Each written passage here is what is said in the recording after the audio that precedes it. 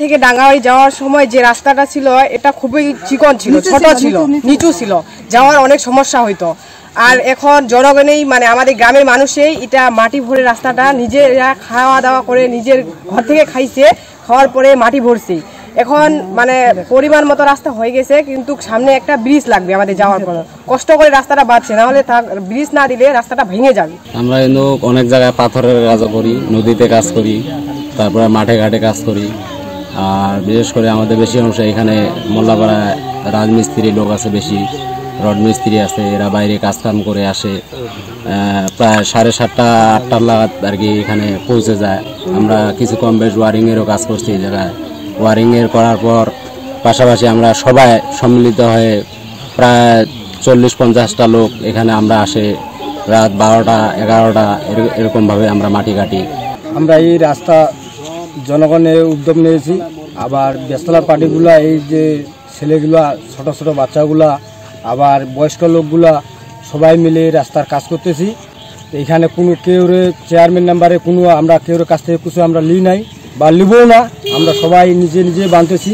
আমাদের পঞ্চগড় জেলার সদর উপজেলার গৈরাবাড়ি ইউনিয়নের মোল্লাবাড়ি থেকে ডাঙ্গাপাড়া পর্যন্ত যে রাস্তাটি, এই রাস্তাটি আমি জেনেছি যে আমাদের গ্রামের মানুষজন নিজ উদ্যোগে তারা তৈরি করেছে। আমি এটি জেনে খুবই আনন্দিত হয়েছি যে আসলে অনেক সময় সরকারের পক্ষে সব জায়গায় সমভাবে রিচ করা সম্ভব হয় না। এক্ষেত্রে আমাদের জনগণ যদি আগায় আসে, তারা যদি একটু উদ্যোগ গ্রহণ করেন, তাহলে এদের অনেক ভালো ভালো কাজ আমরা সমাজে করতে পারি। তো আমাদের এই ব্রিজটা, মোল্লাপাড়া থেকে রাস্তার জন্য ব্রিজটা হয়, এটা আমাদের দাবি। প্রায় 75% ছাত্রছাত্রী, প্রাইমারি শিশু বাচ্চারা এখানে বর্ষার সময় এদিক দিয়ে স্কুলে যায়, কিন্তু যখন বর্ষা হয়ে যায় তখন এখান থেকে প্রায় 3 কিলোমিটার রাস্তা ঘুরে স্কুলে আসতে হয়। তখন বাচ্চারা কিন্তু আর স্কুলে যেতে চায় না, অনীহা প্রকাশ করে। তো সেক্ষেত্রে আমি এটা ঊর্ধ্বতন কর্তৃপক্ষের কাছে আমি আকুল আবেদন জানাবো যেন এই ব্যাপারে সর্বাত্মক সহযোগিতা করে।